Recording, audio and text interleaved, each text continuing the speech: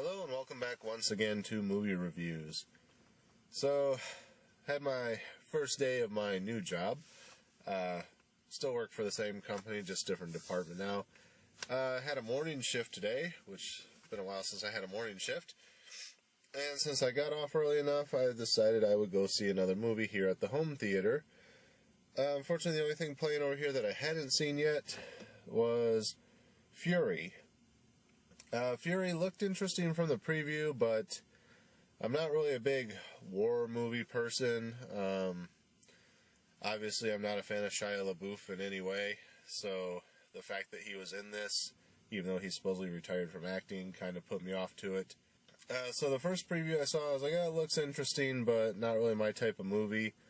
Then as I saw more and more previews for it, it started to pique my interest a little bit more, so it was on my list of possible movies to see throughout the course of the month, but wasn't at the top of my list.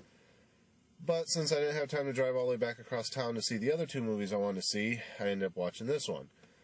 So what did I think of it? I was going to say it was better than I thought it was going to be, but honestly, it was about what I thought it was going to be. More or less, it's a World War II movie about a tank. So the movie opens with the lone tank Fury surviving this incursion as the only surviving unit. So they regroup at the base camp, team back up with a couple other surviving tank units, and they get told to move out to this other area where they'll meet up with their new commanding officer, and then they'll take the orders from there. Well, supposedly during this first incursion that you don't really see, you just see the ending of it, apparently during that they lost one of their gunners.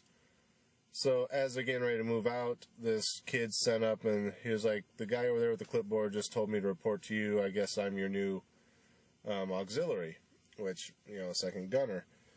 And he's like, no, you're not. And he's kind of pissed off because it's this rookie. He goes, well, what are you trained in the tanks? And he's like, no, I'm a basic. What the hell is he called? Basically a secretary. He's a clerk. The office worker guys. They're just there to type. So he's like, well, shit. Get in the tank. We'll get you figured out. So at first, he's kind of hesitant because he wasn't in the war to be a fighter. He was there to be an office worker, more or less, push paper. Now he's being thrown into the middle of this war. So he kind of screws up at first and ends up, costing one of these other, I think there was 5 remaining tanks, and one of them got taken out because he saw a little kid with a rocket launcher and didn't shoot him because he was a little kid. So then they're like, it doesn't matter if they're little kids or old ladies or whatever. If you see a weapon, you shoot. So they make it to this place where they're supposed to meet up with their new commanding officer. He asks them to go and retake this town that's being run by the German SS soldiers. So they move out to there. They get to the town. There's a little bit of a battle sequence there. Of course, they come out on top. Everyone surrenders because the entire army is little kids. So they, kind of take the town, and they have a little peaceful moment where there's a couple of survivors. They sort of take them into their home, and have dinner with them. And a couple of the guys in the tank unit are kind of like, doesn't matter what we, if we sit here and play house with these two, it's always, the war is still on, we're still who we are. So then they get called out to go meet up with the other guy again. As they're getting ready to leave, an airstrike comes in, wipes out the rest of the town. So they leave, reconvene with their commanding officer. He says, there's troops coming in at this crossroads, and if they get through the crossroads, they can hit our supply train and wipe us out, because they'll cut off our supply. So we need you to go and hold the line. So they're down to, I think, 4 tanks at this point, so the 4 tanks roll out. One of them gets taken out early, so it's down to the 3. On their way to the town, of course, the other 2 get taken out, so the only one left is Fury. Fury rolls into town, and at first they're like, okay, we got a good vantage point, you know, we're going to be able to hold this pretty easily. And then, as you see in one of the previews, they run over a landmine and blow one of their treads, so they're totally disabled.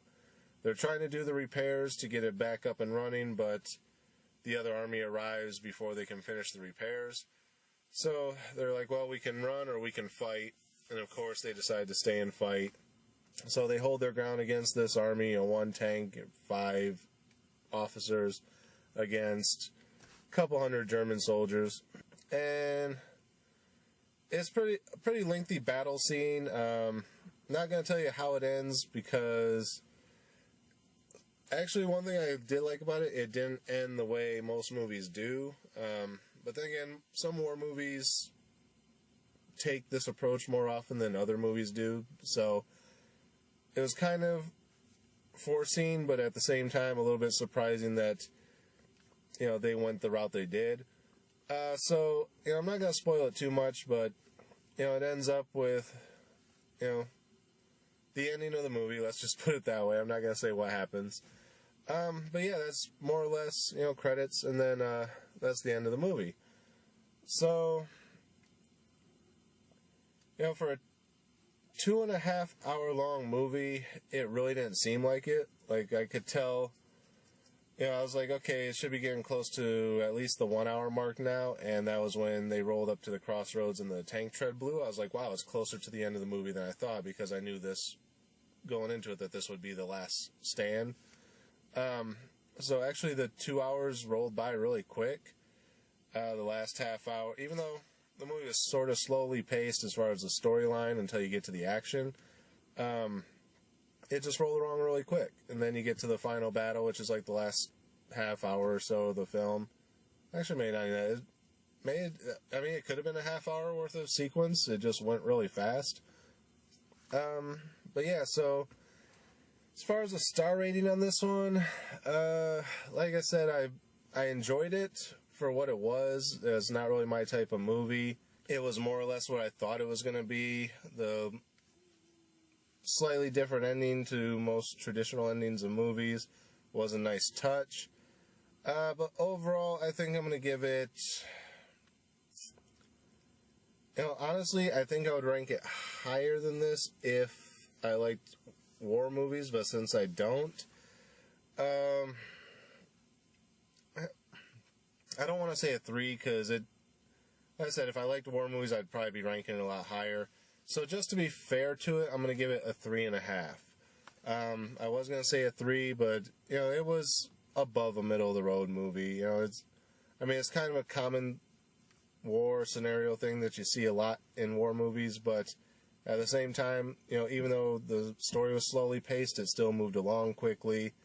So I think it deserves a little bit higher than a middle of the road. So I'm going to give it a 3.5. If I liked war movies, it'd probably be a 4. But we're going to stick with a 3.5 for this rating. And that's pretty much it for Fury. And that's pretty much it for tonight's movie review. I did have 2 more movies I wanted to see before the end of the month, but it's quickly approaching. Got a new work schedule, so it's probably not going to happen. But if not, I'll get around to them at the first part of November. But I might be able to squeeze them in tomorrow morning. We'll see how my day goes, because I got to drive all the way across town and then back here to get to work. But yeah, so that's it for today. As always, thanks for watching, and we'll see you on the next episode of Movie Reviews.